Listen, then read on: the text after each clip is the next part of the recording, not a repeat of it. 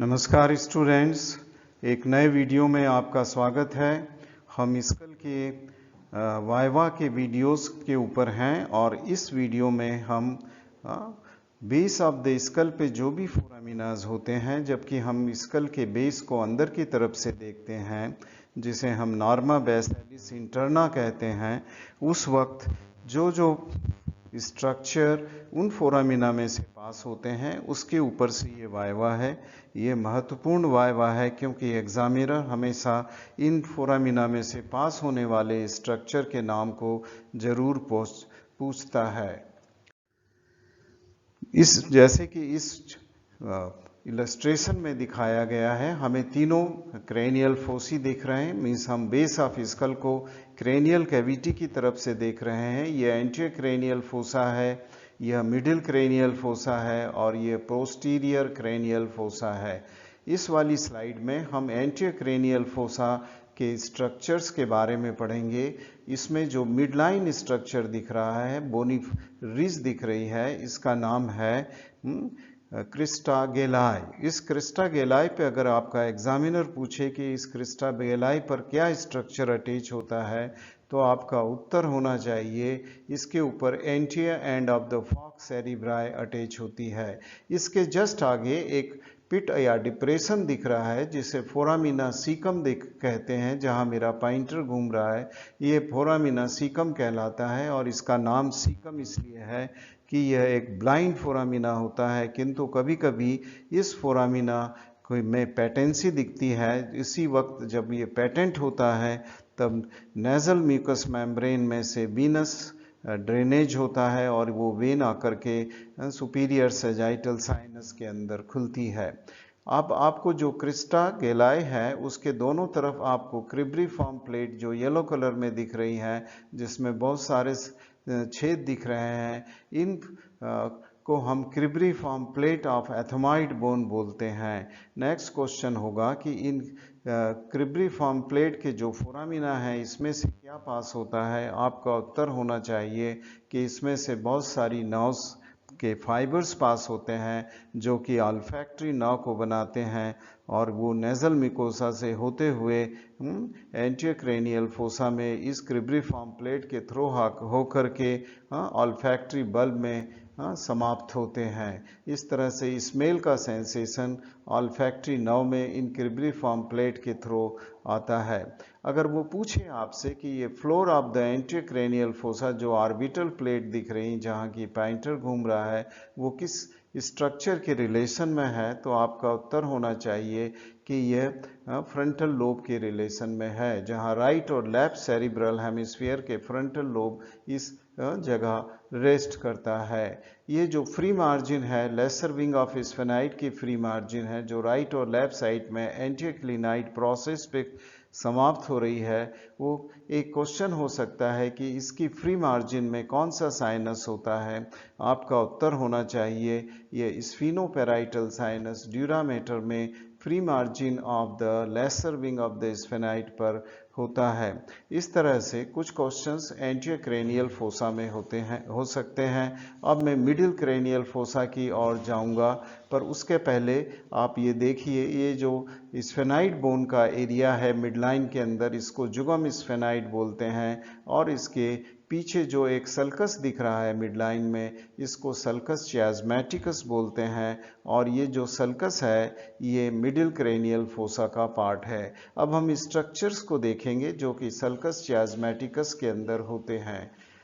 इस डायग्राम में आप देख सकते हैं, जो पहला डायग्राम है उसके अंदर आप देखेंगे कि ये जो ऑप्टिक कैनाल है जो कि मिडिल क्रेनियल फोसा का पार्ट है, इसमें अगर वो पूछे कि कौन कौन से स्ट्रक्चर ऑप्टिक कैनाल के अंदर से जाते हैं, तो आप कहिए कि ऑप्टिक नर्व आती है, ऑर्बिट के अंदर से ऑप्टिक नर्व आती है और ऑप्थेल्मिक आर्टरी ऑर्बिट की तरफ जाती है। तो एक आर्टरी और एक नर्व ऑप्टिक कैनाल में जाती हैं, जो कि ये पास वाले डायग्राम में जहां मैं पॉइंटर घुमा रहा हूं उसमें आपको देख रहे हैं।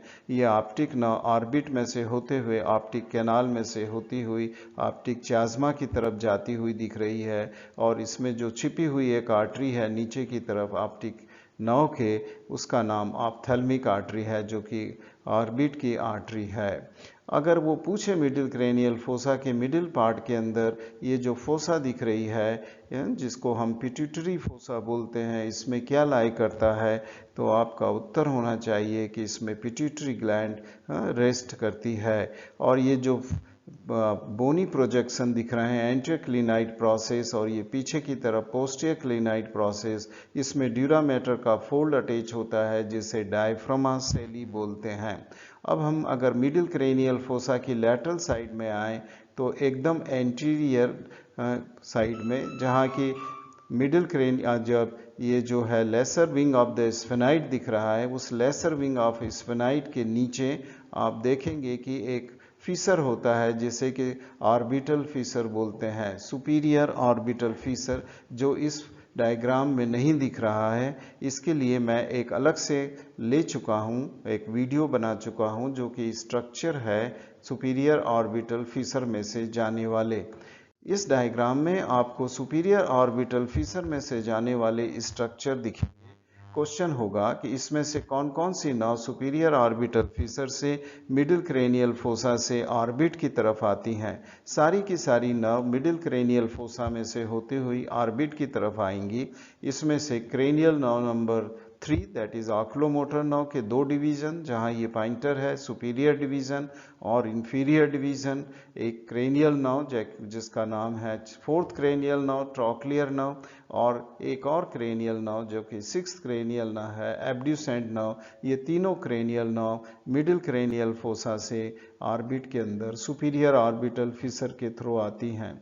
ये तीनों मोटर नर्व हैं, पर एक और नर्व है जो कि fifth cranial nerve ophthalmic nerve की ब्रांच हैं। ये नर्व है फ्रंटल नर्व, नेजोलेक्राइमल नर्व या लेक्राइमल नर्व, एंड एक और है nasociliary nerve. So frontal, lacrimal and nasociliary nerve, ये तीन ब्रांचेस हैं जो कि ऑप्थेल्मिक नर्व की ब्रांचेस हैं। ये भी सुपीरियर ऑर्बिटल फीसर के थ्रू ऑर्बिट में आएंगी। उसी तरह दो वेन्स हैं, इन superior and inferior ophthalmic vein, ये ब्लड ऑर्बिटल कैविटी के स्ट्रक्चर में से ले जा करके मिडिल क्रेनियल फोसा में कैवर्नस साइनस में डालती हैं। ये सारे स्ट्रक्चर सुपीरियर ऑर्बिटल फीसर के स्ट्रक्चर हैं, जो कि एक महत्वपूर्ण क्वेश्चन होता है जो कि पूछा ही जाता है। उसके बाद हम मिडिल क्रेनियल फोसा के लैटरल पार्ट के अंदर आते हैं, जहां हमें बहुत सारे फोरामिना दिख रहे हैं। आगे का ये जो फोरामिना है, जहां पॉइंटर घूम रहा है राइट और लेफ्ट साइड में, इस फोरामिना का नाम है फोरामिना रोटेंडम, और फोरामिना रोटेंडम के पीछे फोरामिना ओवेल है। ये दोनों फोरामिना में से ट्राइजेमिनल नर्व की दो ब्रांचेज जाती हैं। फोरामिना रोटेंडम से मैक्सिलरी नर्व जाएगी और फोरामिना ओवेल में से जाएगी मैंडिबुलर डिवीजन, जो कि ट्राइजेमिनल नर्व की ब्रांच है। पर फोरामिना ओवेल से एक और स्ट्रक्चर, महत्वपूर्ण स्ट्रक्चर जाता है जिसका नाम कि लेसर पेट्रोजल नर्व है, जो कि अटिक गैंग्लियन में नर्व सेल से साइनेप्स करेगा। उसी तरह अगर हम देखें तो इससे पोस्टोलैटरली एक बहुत छोटा सा फोरामिना है, फोरामिना ओवेल के। अगर आपका क्वेश्चन हो कि इस फोरामिना को क्या कहते हैं, तो आप कहिए इसका नाम फोरामिना स्पाइनोजम है, और इसमें से जाने वाला जो स्ट्रक्चर है उसका नाम मिडिल मेनिंजियल आर्टरी है। और इसी तरह मिडिल मेनिंजियल आर्टरी का ग्रू दिख रहा है, तो उससे पूछा जा सकता है कि ये ग्रू किसके लिए है। आप कह सकते हैं ये मिडिल मेनिंजियल आर्टरी का ट्रंक है, उसके बाद वो एंटीरियर और पोस्टीरियर डिवीजन में डिवाइड हो जाता है। उसी तरह anterior surface of petrous temporal bone में, जो कि इस डायग्राम में नहीं दिख रहे हैं, पर दो हाइटस होते हैं। एक हाइटस मीडियल और apex of petrous temporal bone के पास होता है, जिसमें से ग्रेटर सुपरफिशियल पेट्रोजल नर्व निकलती है, जो फोरामिना लेसरम के एंटीरियर बाल की तरफ जाती है या एंटीरियर मार्जिन की तरफ जाती है। उसी तरह एक हाइटस जिसका नाम है लेसर सुपरफिशियल पेट्रोजल नर्व की हाइटस, वो जाएगा फोरामिना ओवेल की तरफ, जिसमें से लेसर सुपरफिशियल पेट्रोजल नर्व जाएंगी। अब हम पोस्टीरियर क्रेनियल फोसा के फोरामिना के बारे में देखेंगे। अगर आप पोस्टीरियर क्रेनियल फोसा के फोरामिना को देखें तो मिड लाइन में जो फोरामिना है सबसे बड़ा, उसका नाम है फोरामिना मैग्नम, और इस फोरामिना मैग्नम में से जो पास होता है स्ट्रक्चर वो ब्रेन का स्ट्रक्चर है जिसे हम मेडुला बोलते हैं। तो हमेशा आप इसको lower most part of medulla foramina magnum में से पास होता है ये कहिए, कभी ना कहिए कि ये स्पाइनल कॉर्ड इसमें से पास होती है।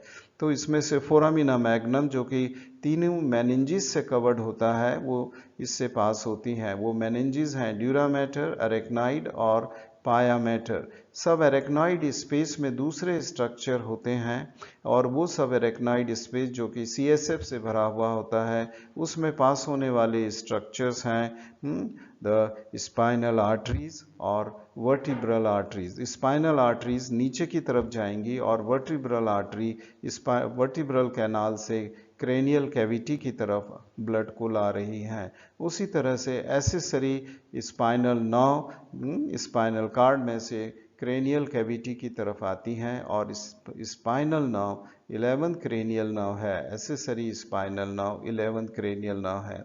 अगर हम लैटरल साइड में देखें तो बहुत इंपॉर्टेंट फोरामिना दिखता है जो कि एक कैनाल के रूप में है। इसका नाम है इंटरनल अकॉस्टिक मिएटस, और ये जो इंटरनल अकॉस्टिक मिएटस है उसके अंदर से बहुत सारे स्ट्रक्चर जाते और आते हैं। फॉर एग्जांपल इसमें फेशियल नर्व जाएगी जो कि एक मोटर नर्व है, और एक नर्व इसमें से आएगी क्रेनियल कैविटी की तरफ, उसका नाम है वेस्टिबुलोकॉक्लियर नर्व जो कि सेंसरी नर्व है इसलिए वो ब्रेन की तरफ आएगी। उसी तरह इसमें एक आर्टरी जाती है जिसका नाम है लेब्रेंथाइन वेसल्स जो कि बेसिलर आर्टरी की ब्रांच होती है। इस तरह से तीन स्ट्रक्चर इंटरनल अकॉस्टिक मिएटस में से पास होते हैं। एक फोरामिना जो इरेगुलर है जो यहाँ दिख रहा है जहाँ पॉइंटर घूम रहा है, इसका नाम जुगुलर फोरामिना है और इसमें से 3 नर्व पास होती हैं 9th, 10th and 11th cranial nerve, glossopharyngeal, vagus and accessory. उसी तरह एंटीरियर मोस्ट पार्ट से इंफीरियर पिट्रोजल साइनस पास होगा और पोस्टीरियर मोस्ट पार्ट से ये जो सिग्माइड साइनस है वो भी जुगुलर फोरामिना में से पास होकर के नेक के अंदर इंटरनल जुगुलर वेन को बनाएगा।